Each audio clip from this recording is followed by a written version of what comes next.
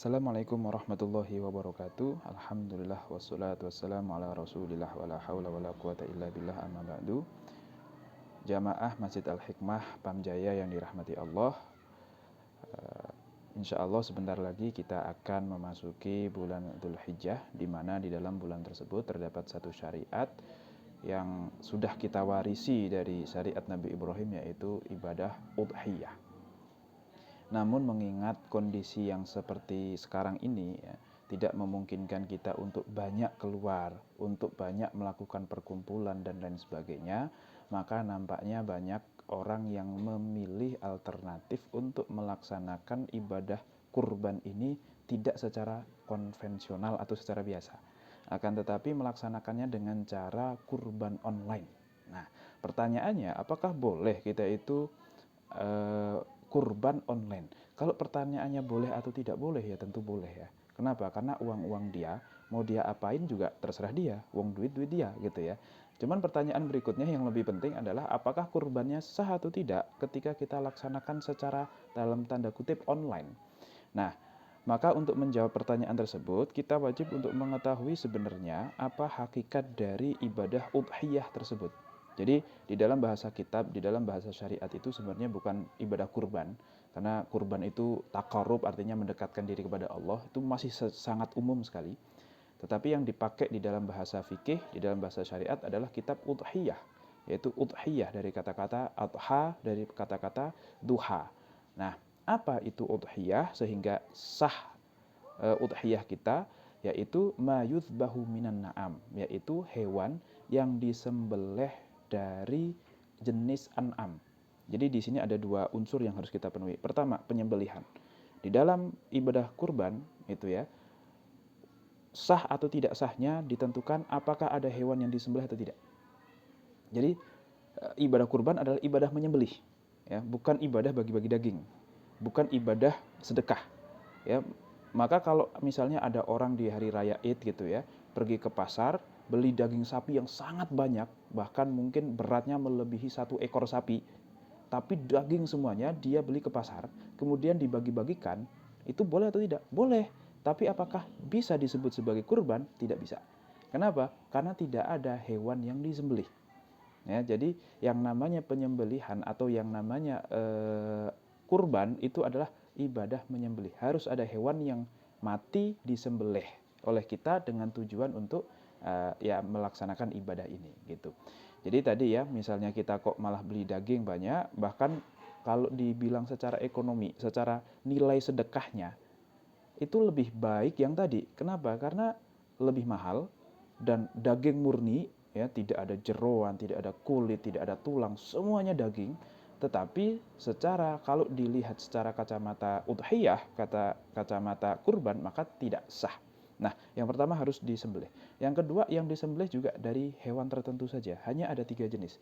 Satu, sapi dan semua keluarganya ya, sapi laki-laki, sapi perempuan, sapi Jawa, sapi limusin, sapi apalah gitu ya, dan juga kerbau dan lain sebagainya. Pertama sapi, yang kedua onta dengan segala jenisnya pula, yang ketiga kambing, ya, kambing, bandot, kemudian domba dan lain sebagainya, semuanya itu adalah hewan kurban. Nah, yang disembelih itu hanya dari 3 ini. Kalau nggak onta, ya sapi, ya kambing. Tidak sah kalau kita mengganti dengan hewan yang lain. Ya, misalnya orang sini itu nggak ada yang suka makan sapi, onta juga nggak pernah ada yang jual. Kalau kambing itu banyak yang kena kolesterol. Gimana kalau uang untuk beli sapi itu kita belikan saja ayam yang banyak, kemudian kita sembelih di hari Adha, kita bagi-bagikan. Kan ada yang disembelih. Apakah sah juga disebut kurban? Tidak sah. Kenapa? Karena syarat yang kedua, yaitu harus hewan an'am yang mana terbatas kepada 3 jenis ini tidak terpenuhi. Dia malah menyembelih hewan yang lain gitu ya. Sedangkan nanti ada riwayat Bilal yang mengatakan beliau berkurban dengan dajjaj, dengan ayam. Itu para ulama mengatakan bahwasanya maksudnya bukan berkurban di hari raya Id dengan dajjaj, tetapi karena beliau memang tidak mampu untuk melaksanakan kurban yang seharusnya, yang sah, yang sesuai dengan standar syariat, maka ya sesuatu yang tidak bisa dilakukan sempurna, maka ya lakukan sebisa mungkin. Ya yang lain nyembelih sapi dan sah disebut kurban, saya tak nyembelih ayam dan saya makan dan saya bagi-bagikan. Saya juga pengen ikut sedekah di hari yang orang-orang sedang banyak sedekah ini. Tapi apakah sah disebut kurban? Disebut udhiyah? Tidak sah. Tetap tidak sah. Hanya saja tidak mau ketinggalan. Yang nggak dapat pahala kurban, minimal dapat pahala sedekah. Kurang lebih seperti itu para ulama menafsirkan kejadian Bilal. Tetapi ulama juga sepakat bahwasanya hewan kurban itu hanya terbatas kepada 3 jenis tadi. Tidak ada perbedaan pendapat di dalam 4 madhab di dalam masalah ini. Nah, itu yang kedua. Yang ketiga adalah taqarruban ilallah. Disembelih dan dari jenis hewan tersebut itu dengan niat untuk bertakarub kepada Allah, bukan dengan niat untuk dijual atau dimakan dan lain sebagainya.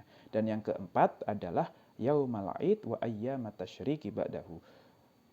Harus disembelih di hari raya Id atau 3 hari setelahnya. Kalau sebelumnya atau setelahnya maka tidak sah.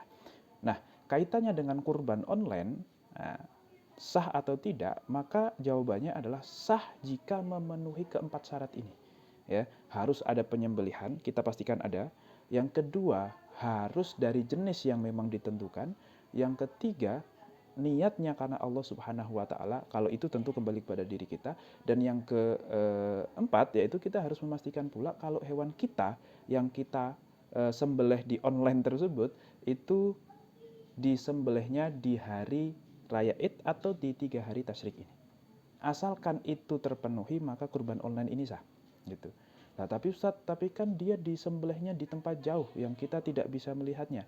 Iya, meskipun di tempat yang jauh kita tidak bisa melihatnya, itu tetap tidak menghalangi kesahannya.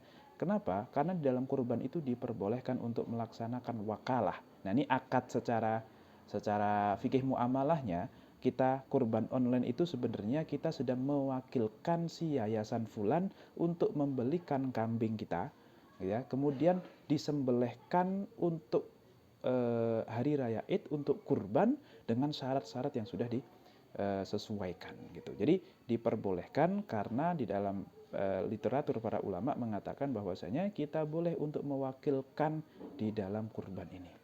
Ya, dan juga diperbolehkan bagi kita untuk mendistribusikan daging ini ke tempat yang jauh yang bahkan mungkin kita tidak pernah lihat, kita juga nggak tahu kondisinya seperti apa. Kenapa? Karena ini merupakan ibadah yang hukumnya sunnah dan memang ibadah kurban itu bukan terletak pada bagi-bagi dagingnya. Dia itu hanya terbatas kepada penyembelihannya saja. Namanya ibadah kurban, kalau sudah disembelih sesuai aturan 4 tadi, maka sudah sah. Daging itu habis setelah disembelih mau diapain, itu urusan nanti. Dimakan sendiri ya boleh, dibagikan semuanya boleh, dibagikan kepada orang yang jauh pun boleh. Berbeda dengan zakat. Kalau zakat, ya, zakat fitrah lah atau zakat mal, itu tidak boleh kita bagikan kepada orang yang jauh di sana. Sebelum kita atau fakir, miskin, dan mustahik di sekitar kita ini terpenuhi semuanya. Nah, sedangkan kurban itu boleh langsung kita transfer, kita distribusikan ke tempat yang sangat jauh pun itu tidak masalah, itu ya. Kenapa? Karena memang ibadah kurban itu terletak pada penyembelihannya, bukan pada bagi-bagi dagingnya.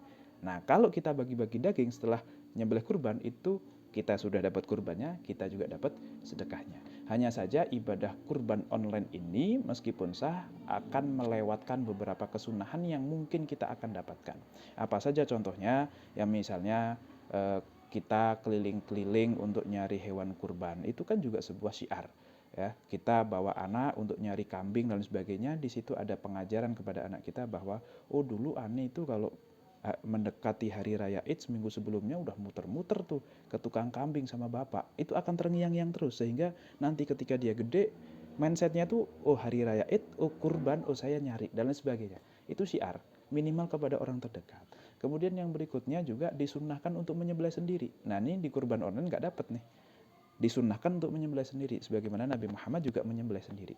Minimal kalau tidak bisa menyembelih sendiri, minimal kita menyaksikan. Dan itu yang diperintahkan oleh Nabi kepada Sayyidah Fatimah, ya. Kumi washhadi, wahai Fatimah, engkau silahkan berdiri dan saksikanlah hewanmu ini disembelih. Nah itu tidak mungkin bisa disaksikan di dalam kurban online ini. Dan yang selanjutnya adalah juga kita disunahkan untuk memakan sebagian dari daging kurban itu untuk tabarruk, ya, sebagaimana dikatakan oleh Imam Nawawi seperti itu. Nah, jadi kalau dikatakan kurban online ini sah atau tidak, tentu sah. Akan tetapi ada beberapa potensi kesunahan, adab, syiar, dan lain sebagainya yang mungkin tidak kita dapatkan kalau kita melaksanakan kurban konvensional. Nah, terlepas nanti ada pertimbangan, oh bahaya corona tidak bisa keluar, atau mungkin ke tempat yang lebih membutuhkan dan lain sebagainya. Di luar itu, kurban konvensional tentu banyak kesunahan-kesunahannya, tetapi jika ada pertimbangan lain, maka itu kembali kepada diri kita masing-masing. Ya, yang paling afdol sih kalau bisa kurban online iya, kurban konvensional iya, gitu kan ya. Atau kalau yang duitnya ngepas, ya silahkan pilih salah satu.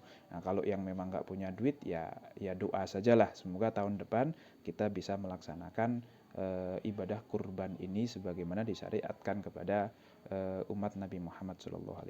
Nah, mungkin cukup itu saja dari saya. Semoga bisa difahami. Billahi taufiq wal hidayah. Assalamualaikum warahmatullahi wabarakatuh.